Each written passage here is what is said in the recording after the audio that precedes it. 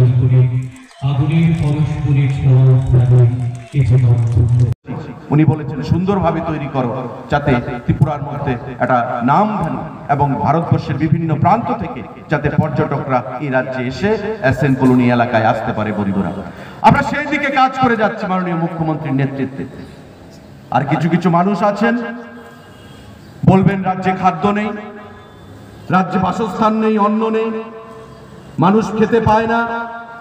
আসলে তাদের একটা কথা বলে, everything looks yellow in a jaundice I. যার জন্ডিস হয় তার চোখে সমস্ত কিছু হলুদ মনে হয়। কালো রঙকেও হলুদ মনে হবে, সাদা রঙকেও হলুদ মনে হবে, লাল রঙকেও হলুদ মনে হবে।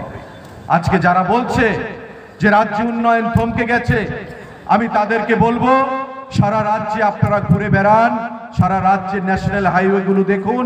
আগে কৈলাসহর যেতে 5 ঘন্টা সময় লাগতো, আজকে আগরতলা থেকে কৈলাসহর যেতে 2 ঘন্টা সময় লাগছে। আপনাদের জিরানিয়ার পাশে যে ন্যাশনাল হাইওয়ে হচ্ছে, মাননীয় মুখ্যমন্ত্রীকে আমি বললাম যে জিরানিয়ার যে ন্যাশনাল হাইওয়ে হচ্ছে নলগড়িয়া পর্যন্ত গিয়ে থমকে গেছে।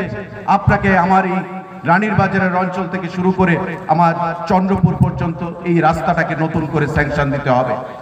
উনি ব্যক্তিগতভাবে উদ্যোগ নিয়ে দিল্লিতে গিয়ে নীতিন গাডকারি জি আমাদের কেন্দ্রীয় মন্ত্রীর সঙ্গে কথা বলে আরো 400 কোটি টাকা স্যাংশন করেছেন নলগড়িয়া থেকে আগরতলা চন্দ্রপুর পর্যন্ত ন্যাশনাল হাইওয়েকে যুক্ত করার জন্য।